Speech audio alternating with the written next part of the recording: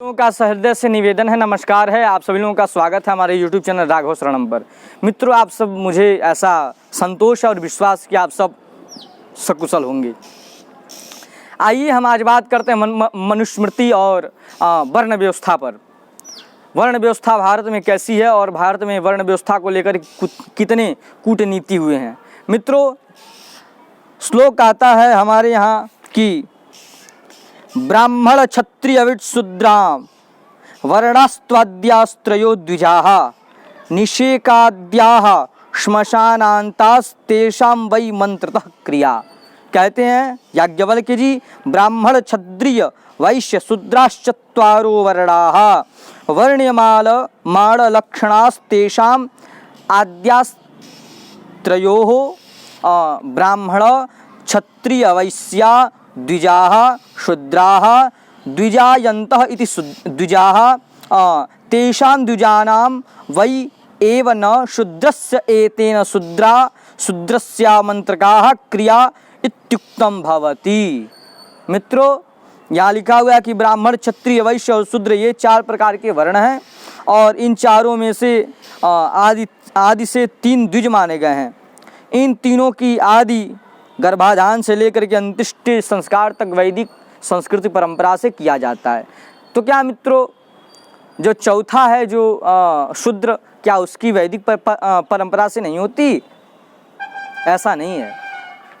कहने वाले का तात्पर्य इतना है बस कि कर सकते हैं, परंतु रास्ते दो हैं।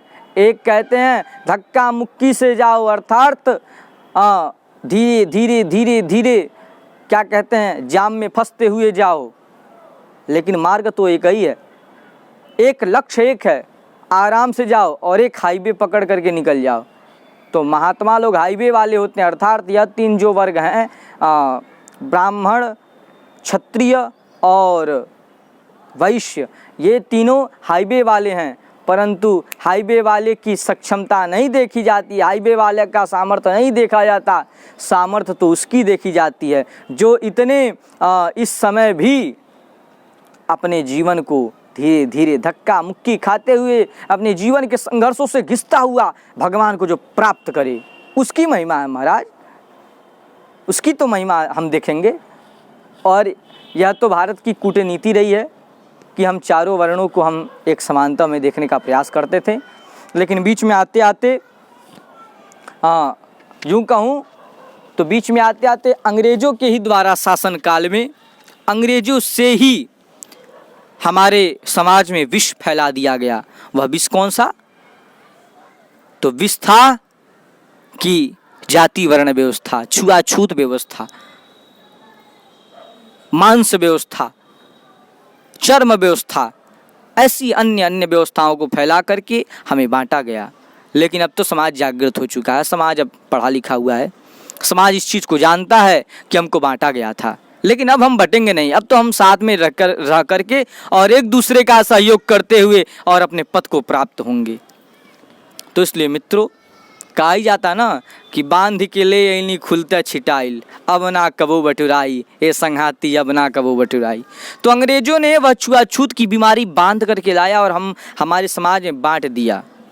आज हम अपने आप को ब्राह्मण क्षत्रिय अहिर यादव राय साहब भुइहार ऐसा मानते हैं, अन्य अन्य जातियों को नाम दे करके और जातिवाद करते हैं। लेकिन यह समाज के लिए विष है, यही असली का विष है। समाजवाद तो उसे कहा जाता है, या भारतीयता उसे कही जाती है, या मौलिकता उसे कहा जाता है जो एक दूसरे का संयोजक हो, सहायक हो। और यही हमारी भारतीय परंपरा रही है।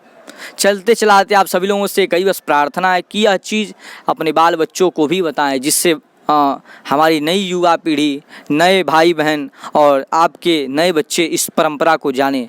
नहीं तो वो दिन दूर नहीं है जिस दिन श्राद्ध खाने के लिए ब्राह्मण आपके घर नहीं जाएगा। आप इस चीज़ को कहते हैं, अरे आप तो बाबा जी हैं भाई, आपका क्या पूछना, आप तो पंडित जी हैं, अरे जय जय, आपका क्या पूछना पंडित जी, नीचे तो हम लोग हैं। आप ऐसा ताना देते हैं, इस ताने को युवा पीढ़ी तो नहीं सहन कर सकता। और यही कारण है कि युवा पीढ़ी अब संस्कृत पढ़ने को नहीं आ रही। अब यही युवा पीढ़ी अब धोती नहीं पहन रही, सिखा नहीं रख रहा, सूत्र नहीं रख रहा, चंदन नहीं लगा रहा। यही कारण है मित्रों कि समाज में उसे इतना निकृष्ट दिया गया। ठीक है, कोई बात नहीं। ब्राह्मण तो जीवन भर जो है अपने आप को समर्पित करके और त्याग की दृष्टि से रहा। क्षत्रिय भी अपने त्याग की दृष्टि से जाकर के 16-16, 17-17 साल की अवस्थाओं में अपने मृत्यु को प्राप्त हो गए।